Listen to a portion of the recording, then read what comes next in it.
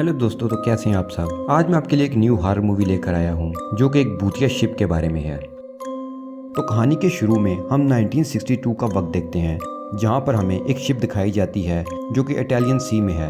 उसका नाम MS Antonia ग्रेजा है। शिप के डांस रूम में हम देखते हैं कि मुसाफिर यहाँ डांस कर रहे हैं, लेकिन एक लड़की कैटी वो डांस में हिस्सा नहीं ले रही, वो साइड पर बैठी होती है। तो वहाँ शिप का कैप्टन आता है और कैटी को डांस की ऑफर करता है। इसी दौरान हम एक हाथ को देखते हैं जो कि शिप में लगे एक लीवर को ऊपर उठाता है, और इस लीवर के ऊपर उड़ते ही एक तार मूव करती है और सेकंड के 1000वें हिस्से में ही वो कैटी के सामने खड़े हुए शिप कैप्टन के जिस्म से होती ही बाकी मुसाफिरों के जिस्म को भी 2 टुकड़े कर देती है। उन मुसाफिरों को पता भी नहीं चला कि उनके साथ क्या हुआ और उनका जिस्म कट गया।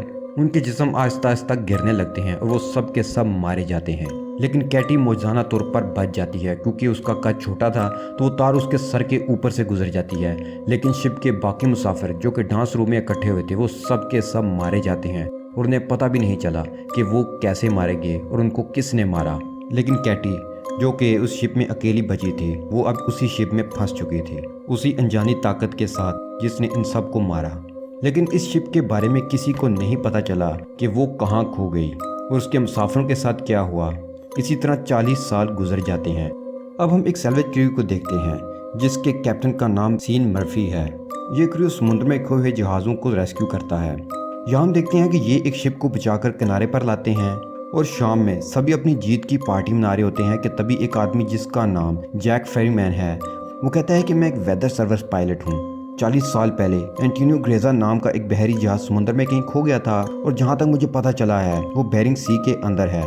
उसके अंदर बहुत ज़्यादा खजाना है, सोना है। अगर हम उसे ढूंढ लें तो हम सब के सब अमीर हो सकते हैं। वो उन्हें कन्विंस करने की कोशिश करता है और वो अपनी इस कोशिश में कामयाब हो जाता है। वो जैक का साथ देने के लिए तैयार हो जाते हैं। अब ये सब उस गोस्ट शिप को ढूंढने के लिए निकल जाते हैं। जिस तरह वो बहरी जहाज 1962 में गायब हो गया था और आज तक वो जहाज नहीं मिला, उस जगह पहुंचने के बाद ये देखते हैं कि वहाँ पर कोई भी शिप नहीं है, तो वो सब लोग डिसअपॉइंट हो जाते हैं। तो अचानक से उनके स्ट्रीमर के सामने एक बहुत बड़ा शिप आ जाता है। जी हाँ, ये वही शिप है जो 1962 में गायब हो गया था, जिसकी तलाश में ये सब लोग यहाँ आए थे। अब वो उस शिप के अंदर जाने लगते हैं तो जैक सीन के एक साथी के साथ स्ट्रीमर के अंदर ही रुकता है, जबकि सीन अपने सभी साथियों के साथ उस शिप के अंदर चला जाता है, जहाँ पर बहुत अजीब आवाज़ें आ रही होती हैं। अब ये सब लोग उस मिस्टीरियस आवाज़ का पीछा करने लगते हैं और देखते हैं कि घड़ी का पेंडुलम आज भी चल रहा है। जैसे ही ये मूव करते हुए घड़ी के पास जाते हैं तो वो पेंडुलम रुक जाता है और एक आदमी पेंडुलम को हाथ लगाने वाला होता है कि वहाँ पर बहुत ज़ोर की आवाज़ आती है, जिसे सुनकर ये सब लोग डर जाते हैं। वहीं पास टेबल पर ब्लॉक्स पड़े होते हैं जिन पर खुद बहुत वर्ड्स लिखे जा रहे होते हैं, यानी कि शिप में सुपरनैचुरल चीज़ों का होना शुरू हो चुका है। वहाँ हम देखते हैं कि लिखा होता है वेलकम। अब जब वो आगे बढ़ते हैं तो उनके एक साथी के नीचे से फर्श टूट जाता है और वो नीचे गिरने लगता है, लेकिन मोरेन उसकी मदद करती है और उसे पकड़ लेती है। और जब वो उसे पकड़ती है तो वहाँ उसे एक बच्ची नजर आती है। ये वही बच्ची है जो आज से 40 साल पहले यानी कि 1962 में शिप में अकेली बची थी और बहुत ज़ोर से चलाई थी, लेकिन आज भी उसकी उम्र उतनी ही है। उसका मतलब ये है कि ये उस बच्ची की रूह है। मोरेन उस बच्ची को देखती है, लेकिन वो बच्ची गायब हो जाती है।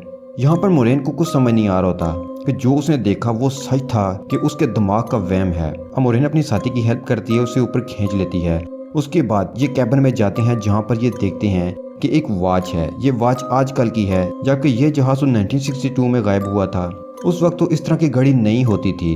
उनका कैप्टन सीन कहता है कि हो सकता है कि हमसे पहले भी कोई लोग इस जहाज को ढूंढने आए हों और उन्हीं में से ये किसी की घड़ी हो जो जहाँ रह गई हो। उसके बाद ये जहाज का मैनुअल लेकर वापस स्टीमर में आ जाते हैं। अब उन्हें पता चलता है कि जहाज में एक बहुत बड़ा सुराग है, जिससे जहाज आहिस्ता आहिस्ता डूब रहा है। ये लोग 3 दिनों में इस जहाज को मरम्मत करके उसे यहाँ से ले जाना चाहते हैं। इससे सब अपने काम में लग जाते हैं। अब मोरेन उस जहाज में जाती है और वो जहाज के उस हिस्से में जाती है जहाँ स्विमिंग पूल है। वो ये देखकर हैरान हो जाती है कि स्विमिंग पूल में गोलियों के निशानात हैं। अब वहाँ से निकलकर ऊपर की तरफ जा रही होती है तो उसे वही बच्ची दिखाई देती है। अब उसे डर जाती है और पूल में गिर जाती है। उसका सर पूल के बेस से टकराकर जख्मी हो जाता है और उसका खून निकलने लगता है।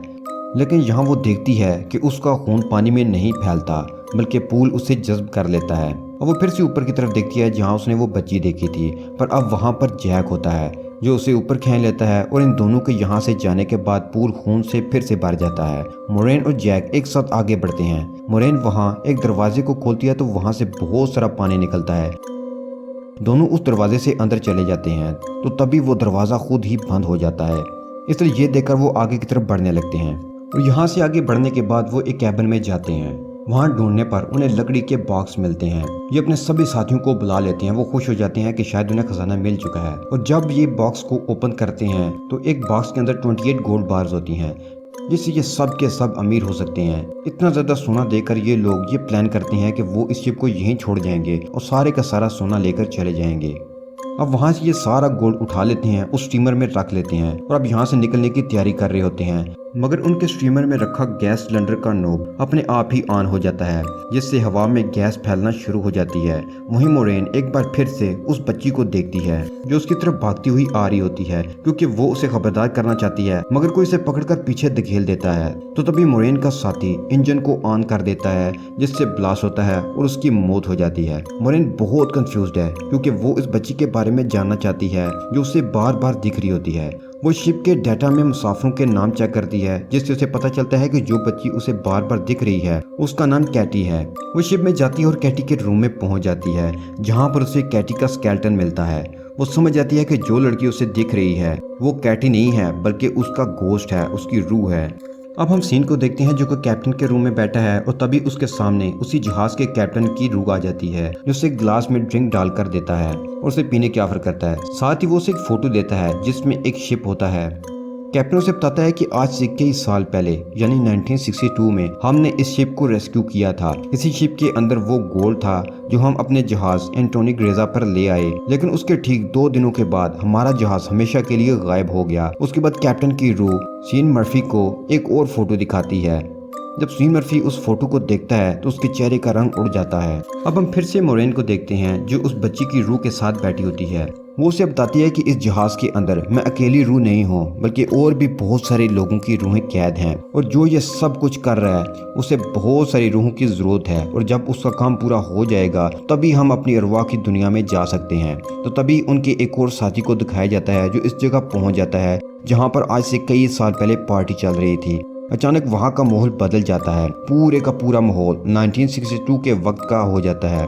वहाँ पर वो सिंगर भी थी जिसके गाने पर सब लोग गाना गा रहे थे और डांस कर रहे थे, और तभी उसे ट्रैप करके मार दिया जाता है। अब उनके 2 लोग मारे जा चुके हैं। इनके 2 और साथियों को भी दिखाया जाता है जिन्हें वहाँ पर खाना मिलता है। उन्हें भूख लग रही थी इसलिए वो उस खाने को खा लेते हैं, मगर अगले ही पल वो देखते हैं कि वो खाना नहीं बल्कि कीड़े हैं, जिसके बाद उन्हें उल्टी हो जाती है। अब फिर से सीन मर्फी को दिखाया जाता है जिसे अब बहुत कुछ पता है, इसलिए वो जल्द से जल्द इस जहाज से निकलना चाहता है। वो मोरेन को ढूंढ रहा होता है मगर तब उसके सामने उसका वही साथी आता है जो ब्लास्ट में मारा जा चुका था। दरअसल ये उसका भूत होता है जो लगातार उसकी तरफ बढ़ रहा होता है। मोरेन भी वहाँ से निकलना चाहती है, वो भी उसी तरफ आ जाती है जहाँ सीन है। सीन को मोरेन के चेहरे पर अपना वही साथी दिखता है जो अभी भूत बनकर उसकी तरफ आ रहा था, इसलिए वो मोरेन के ऊपर अटैक कर देता है, मगर मोरेन उसके पाँव को जख्मी कर देती है। फिर सीन उसे मारने वाला होता है तो जैक आकर उसके ऊपर हमला करके उसे बेहोश कर देता है। जैक ही वो आदमी है जो इन सब को यहाँ पर लेकर आया है। अब चूंकि सीन ने मोरेन के ऊपर हमला किया था,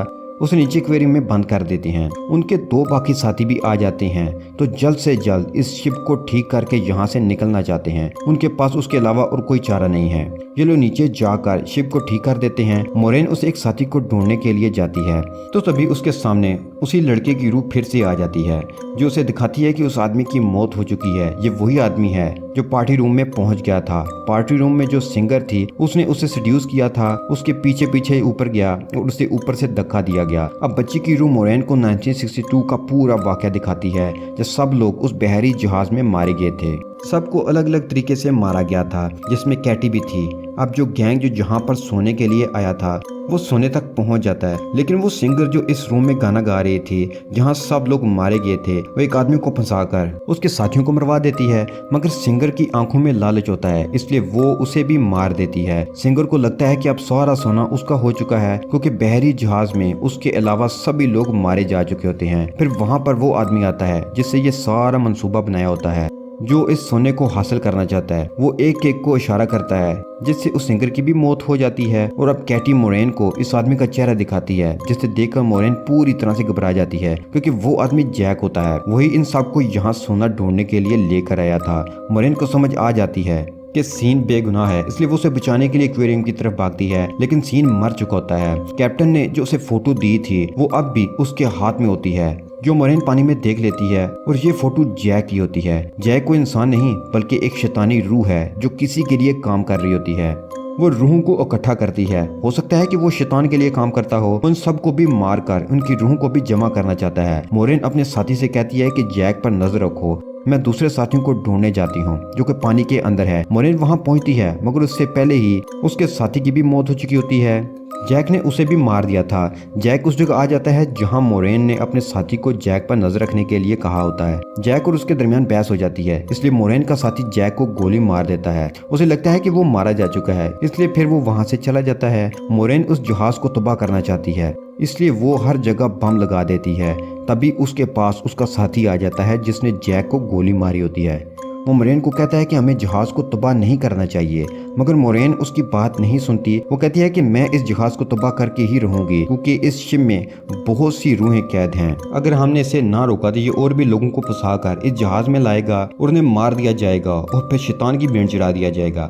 और तभी हम देखते हैं कि उसका साथी जैक के रूप में बदल जाता है, जिससे ये सब पता चलता है कि जैक ने उस आदमी को भी मार दिया है जिसने उसे गोली मारी थी। जैक उसे बताता है कि तुम्हारा और मेरा काम एक ही है। जिस तरह तुम समुद्र में फंसी हुई कश्तियों और जहाजों को जमा करती हो, इसी तरह मैं रूह को जमा करता हूँ। पहले भी मैं इंसान था मगर मैंने बहुत गुनाह किए थे जिसके बदले मुझे काम दिया गया, और अब मैं सोल कलेक्टर हूँ जिसके लिए मुझे इस जहाज की जरूरत है। मैं नहीं चाहता कि तुम इस शिप को तबाह करो, लेकिन मोरेन उसकी बात नहीं मानती। जैक मोरेन पर हमला कर देता है।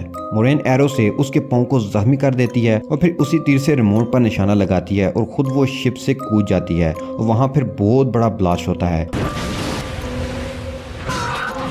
मोरेन पानी के अंदर शिप के नीचे फंस जाती है और फिर वहाँ उस बच्ची की रूह नजर आती है जो मोरेन को ऊपर का रास्ता दिखाती है। मोरेन बड़ी मुश्किल से ऊपर आती है और देखती है कि जहाज में जितनी भी रूहें थीं वो आजाद हो चुकी हैं। वो रूह की दुनिया में जा रही होती हैं। इन रूहों में कैटी की भी रूह है, जहाँ पर जो रूहें थीं वो जैक की गुलाम थीं। उन्हें मारने के बाद जैक ने उनके हाथ पर एक मोहर लगा दी थी।